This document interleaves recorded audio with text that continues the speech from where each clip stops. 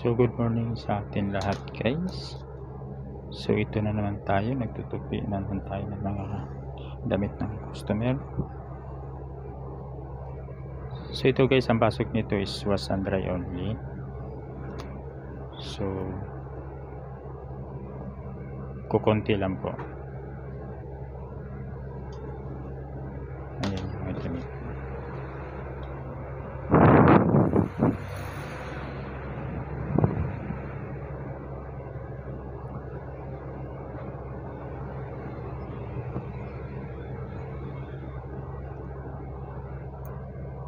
Yan po, inayos lang natin siya guys para hindi siya ganun kulusok.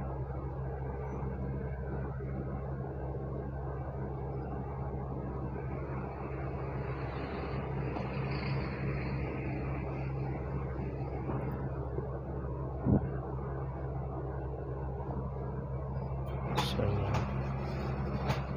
hindi siya kulusok. Yan dyan, pati underwear.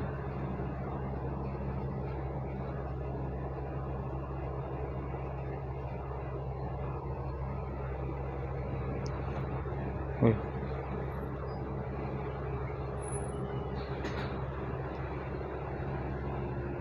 Uy, dami.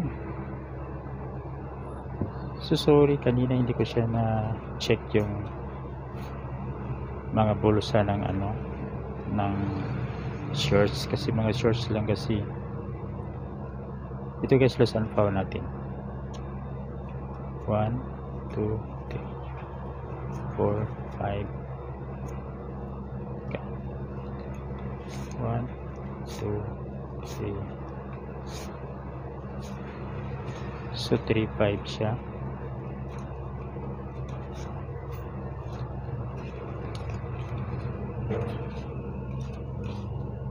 $3,500 guys.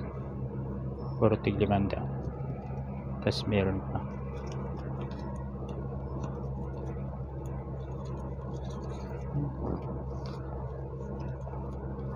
Medyo basa pa siya.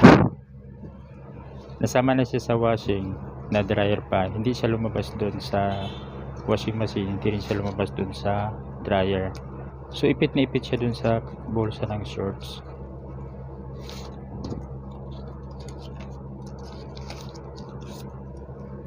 One, two, three, 4.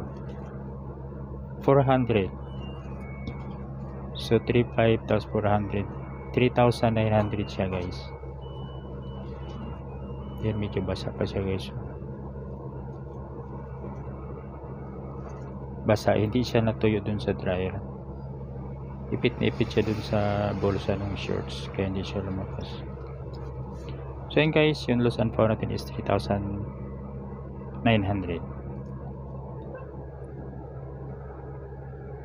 So sorry, kanina hindi ko talaga siya na-check doon sa paglo-load dahil ang in-expect ko wala naman din siyang taman siguro kasi puro mga shorts. So meron pala talaga doon sa shorts niya.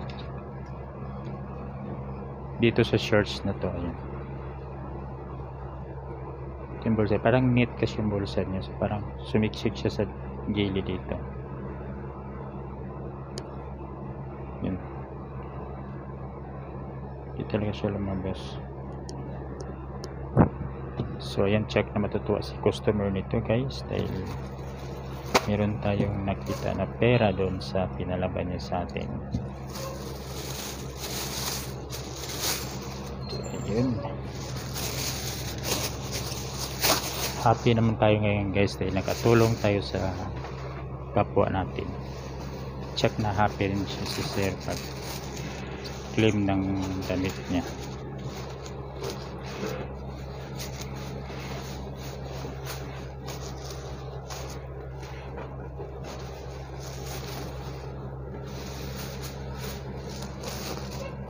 So ayan po.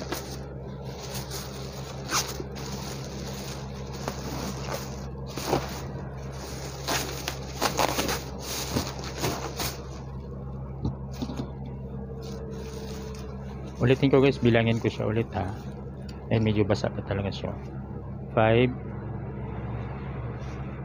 1,000, 1,500, 2,500, 2,000, 2,500, 3,000, 3,500,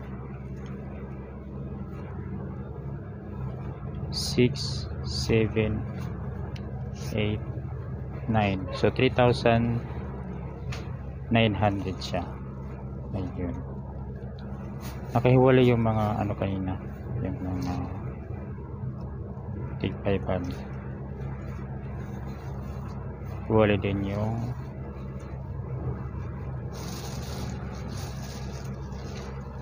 basa talaga siya guys, hindi siya na-dry ng gusto. Kasi okay na.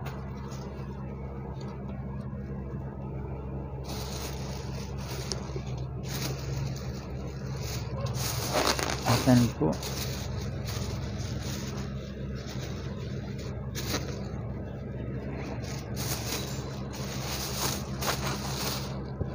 So ayan po, lagay na po natin.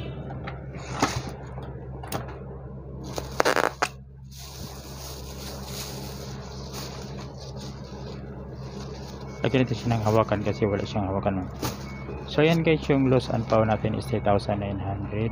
So nakita natin dun sa bulsa ng shorts niya pagkatapos ng dryer. Hindi natin napansin kayo na nung i-load pa lang natin. So sorry dahil nalabhan na ngayong pera at na dryer pa. Buti na lang pag tupi natin, doon natin siya napansin. Ayan po, so check naman totoo si customer sa atin ito guys. So yun lang guys, maraming salamat.